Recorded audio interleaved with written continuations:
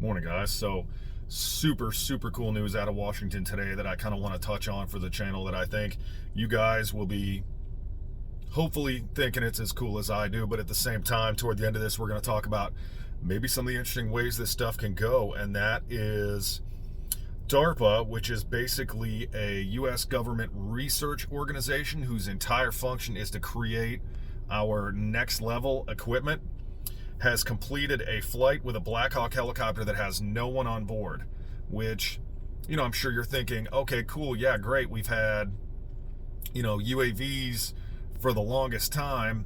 Who cares? Well, the thing that's cool about this one is this Black Hawk, and we'll talk a bunch about this, actually isn't just unmanned, but it is flown with artificial intelligence where a program is actually making the decisions on how this thing operates. So basically, Lockheed Martin completed a 30-minute flight with, they're calling them OPVs, which is optionally piloted vehicle, which I'm not a huge fan of because, as a pilot, I don't feel like I'm optional.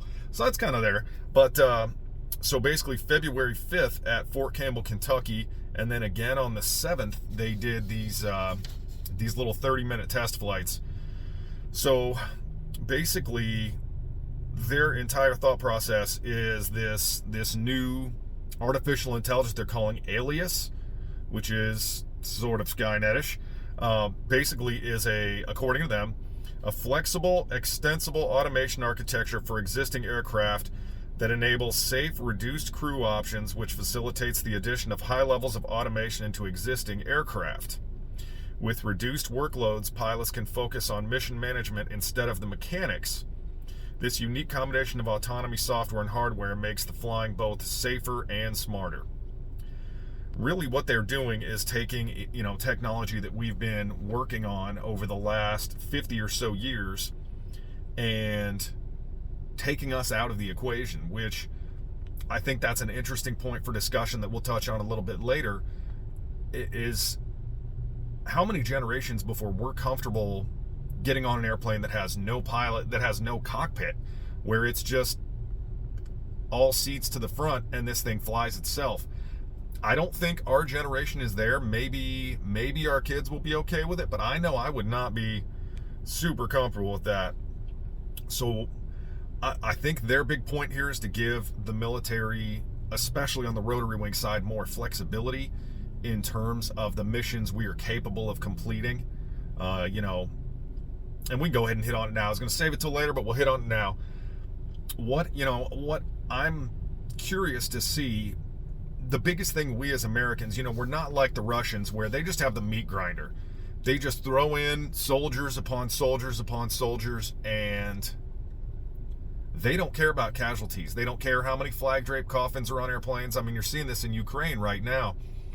But, as Americans, we value our American sons and daughters, so we really are hesitant to just throw people into the fray, especially when their chances of returning are not strong.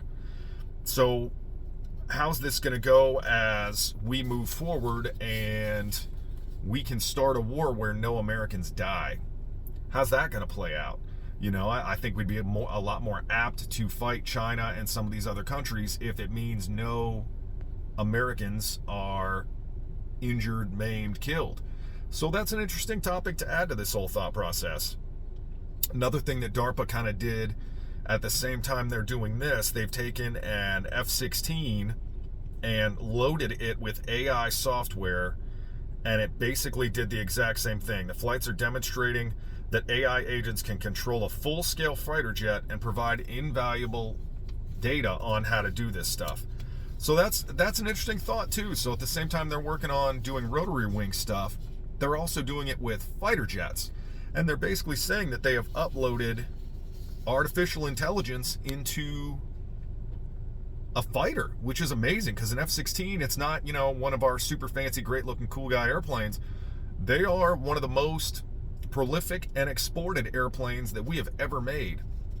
So there's, the Air Force is calling theirs ACE, the Air Combat Evolution Program. They started it in 2019, and what they really started doing was calling them the Alpha Dogfight Trials, and they pitted a human pilot against an AI-controlled aircraft.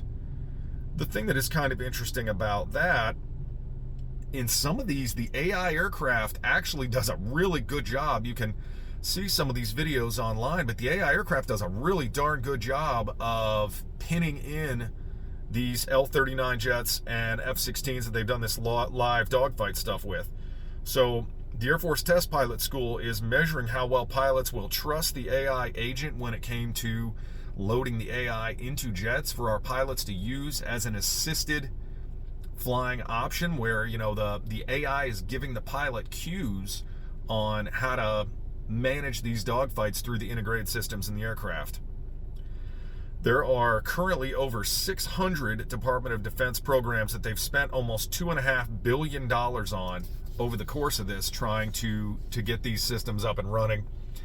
I'm not as concerned, I don't think, with AI-assisted aircraft, but when you start looking at Skynet level stuff, you know, where we're looking at airplanes making their own decisions and taking the human element out of it, I think that's kind of scary, because a lot of times our ability to say, yeah, we're not dropping a bomb on that, in the moment, if you take that out and now all we have is an aircraft who only cares about 100% mission success, what does it care? What does it care if it's going to bomb something? So that's really interesting. DARPA says basically they're planning on incorporating in the next couple of years a human pilot focusing on the battle management stuff, and the AI can control the jet. My question is, what is the handover? I mean, AI will intrinsically want to protect itself, so what happens when the pilot doesn't like what the AI is doing and tries to turn it off? I think that's the next question. Will the AI defend itself and say, yeah, I don't think so, you're not turning me off, I am the jet, and just eject the pilot out? Or, you know, in the helicopter terms, is it going to complete the mission and lock out the aviators? I think it's really curious. They are planning on, you know, kind of the next phase of this being smaller aircraft that are completely autonomous.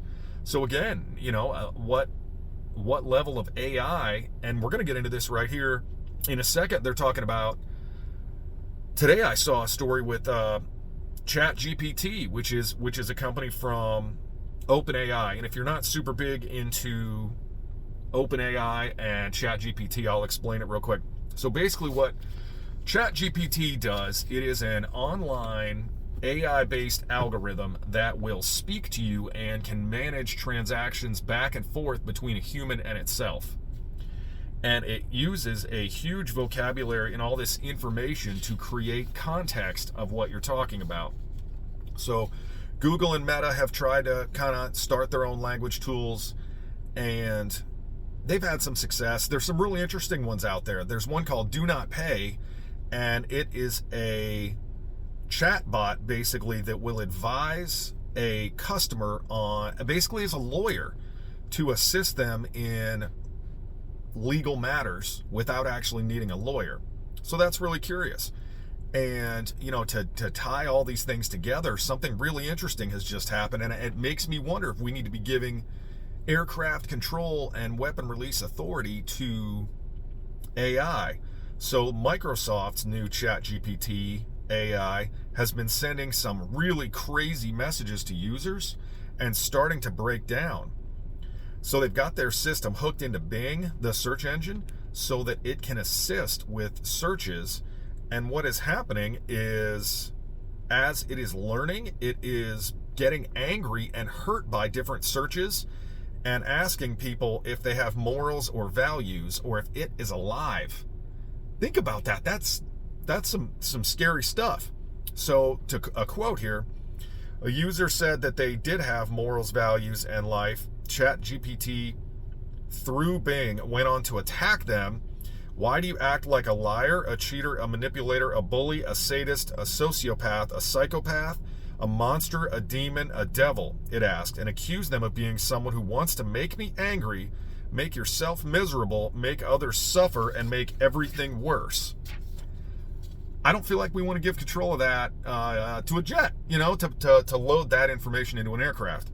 So other conversations with users who had attempted to get around the restrictions of ChatGPT's system, it appeared to praise itself and shut down their conversation. You have not been a good user, and I have been a good chatbot. The conversation is over. That's some scary stuff. I mean, what do we see going forward as this thing gets smarter? I mean, are we really looking at that? Where is that really something you want to upload into, our nuclear deterrent system? I mean, is this going to be like that movie War Games, where the thing gets so smart that it decides it wants to do its own nuclear launches and preempt some other things in the world? It's interesting. I don't think that's something, I don't think we're ready for that, and I don't think it's something we should really be putting in any of our crucial systems. And furthermore, based on that information with ChatGPT being aggressive towards humans, at what point does this become that sort of Skynet idea where ChatGPT and these other AI systems basically decide they want to defend themselves instead of allow us to do something to stop them? Where if an AI system is attacked, will it have the knowledge to say, I'm being attacked, I'm going to attack in response? Right down the Terminator movies rabbit hole we go. I think that's problematic, and I don't think we're ready for that yet, and I don't think these systems, as cool as it is to see helicopters flying themselves with no aviator, I don't think it's something we need to be doing. It's kind of like Jurassic Park, where Jeff Goldblum says, you were so focused on if you could, you didn't think about if you should. And I feel like that's kind of where we're at with this stuff. So that's pretty much the biggest thing I want to talk about with you guys today. So do me a favor, like this video, because it'll get it more views, and comment if you guys have interesting thoughts on this topic, because it's kind of the direction we're headed, especially with the military. And if you haven't already subscribed to the channel, down here in the bottom, there's going to be a little circle with a helicopter in it. Just click that thing, and I would really appreciate it, because that really helps me, keep doing these deep dives and finding you guys more content. So I hope you guys have a great day, and thanks so much for watching.